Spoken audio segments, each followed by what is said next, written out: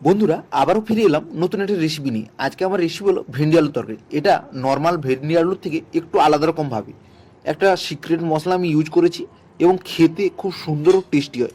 তো বন্ধুরা, এই গরমের দিনে ভাত কিংবা রুটির সাথে পুরো দুটোতেই খেতে পারবেন। তাহলে অবশ্যই বন্ধুরা ভিডিওটা পুরো শেষ পর্যন্ত দেখুন। তাহলে ভিডিওটা শুরু করা যাক। নমস্কার বন্ধুরা, আমি কৃষ্ণভাই কিচেনে আপনার সবাইকে স্বাগত জানাই। এই রেসিপির জন্য আমি এখানে 500 গ্রাম মতো ভেন্ডি নিয়েছি। দেখুন, ভেন্ডিটা এরকম ছোটো আর নরম সাইজে নিতে হবে। তো বন্ধুরা, এভাবে ভেন্ডিটা সবার প্রথমে ধুয়ে নিয়েছি, তারপর আমি ছাড়িয়ে নিচ্ছি।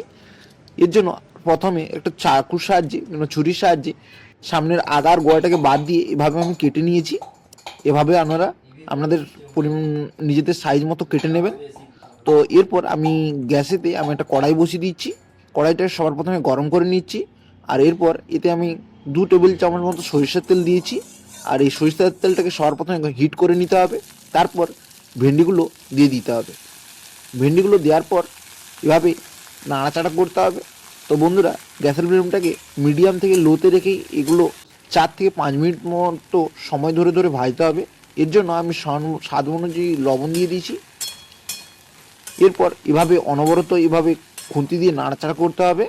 তো দেখুন, 4 থেকে 5 মিনিট ধরে আমি ভেজেছিলাম। দেখুন, ভেন্ডির গায়ে একটা লালচে বাদামি রকমের আকার চলে এসছে। এরপর আমি এগুলোকে একটা পাত্রের মাধ্যমে গড়িয়ে নিচ্ছি। দেখুন, আমি সমস্ত এগুলো তুলে নিয়েছি ভেন্ডিগুলো। এরপর কড়াইটাকে পরিষ্কার করে আবারও খানিকটা সরিষার তেল দিয়েছি। তো এরপর আমি এখানে একটা আগে থেকে মিডিয়াম সাইজের আলু কেটে রেখেছিলাম। তো আলুটা আমি এই তেলে ভেজে নেব। এর জন্য সাধারণত লবণ আর হলুদ দিয়ে দিচ্ছি। এভাবে আবার খুন্তি দিয়ে নাড়াচাড়া করে এটাকে লালচে বাদামি করে ভেজে নিতে হবে।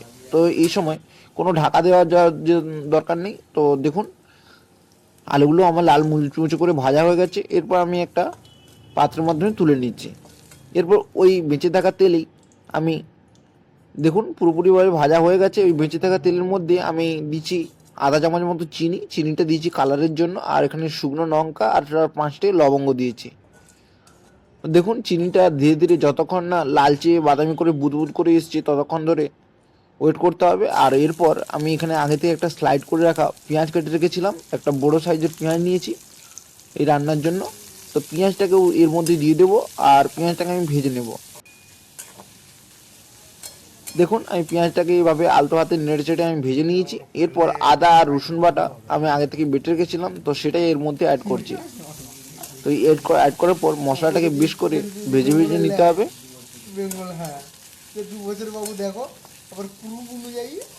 দেখুন, মশলাটা প্রায় ভাজা হয়ে গেছে। এরপর আমি এখানে একটা ছোট্ট সাইজের আমি টমেটো নিয়েছিলাম। তো টমেটোটা আমি এখানে পিউরি বানাইনি বন্ধুরা, এভাবে ছোট করে কেটে নিয়েছি। তো এরপরে টমেটোটাও দিয়ে একই সাথে মশলাটাকে কষিয়ে নিতে হবে। এরপর আমি মশলাটা নিচে যাতে লেগে না যায় এর জন্য আমি খানিকটা পানীয় জল অ্যাড করেছি। সবার প্রথমে অল্প একটু পানীয় জল অ্যাড করে মশলাটাকে কষিয়ে নিতে হবে। এরপর একে একে গুঁড়ো মশলা অ্যাড করছি, যেমন 1 চামচ মতো হলুদ গুঁড়ো, আর 1 চামচ মতো লঙ্কা গুঁড়ো, আর 1 চামচ ধনে গুঁড়ো, আর স্বাদ অনুযায়ী লবণ। তো এগুলো মশলাগুলো দেওয়ার পর তো এইভাবে খুন্তি দিয়ে নাড়াচাড়া করে নিতে হবে। বেশ 2 থেকে 3 মিনিট ধরে কষিয়ে নিতে হবে। তো গ্যাসের ফ্লেমটাকে একটু আমি বাড়িয়ে দিয়েছি। তো দেখুন, মশলার মধ্যে সুন্দর একটা কালার চলে এসছে আর মশলাটা পুরোপুরিভাবে কষানো হয়ে গেছে।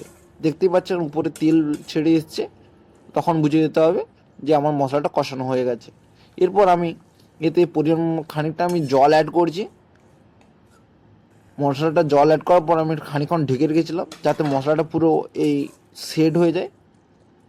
দেখুন, মশলাটা একটা গ্রেভিতে পরিণত হয়েছে। আর এরপর আমি আগে থেকে ভেজে রাখা আলু আর ভেন্ডিগুলোকে দিয়ে দেব। তো আলু আর ভেন্ডিগুলো দেওয়ার পর এভাবে খুন্তি দিয়ে নাড়াচাড়া করতে হবে।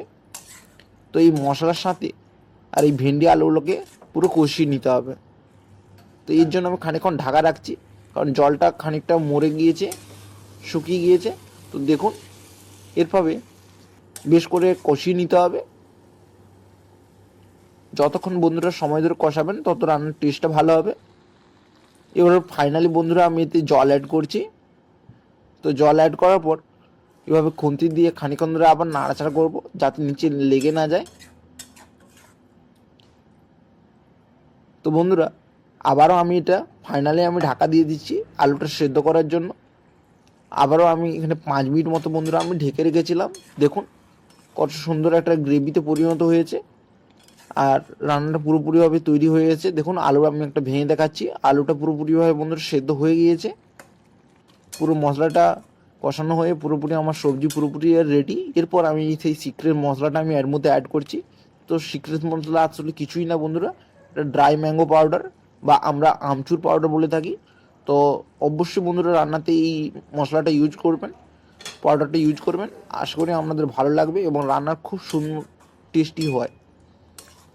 তো এই আমচুর পাউডার বেশি ইউজ করা যাবে না বন্ধুরা, অল্প একটু ইউজ করেই এটাকে পুরো রান্নার সাথে পুরো মিশিয়ে নিতে হবে। তো বন্ধুরা দেখতে পাচ্ছেন আমার পুরোপুরিভাবে রান্নার পুরো রেডি।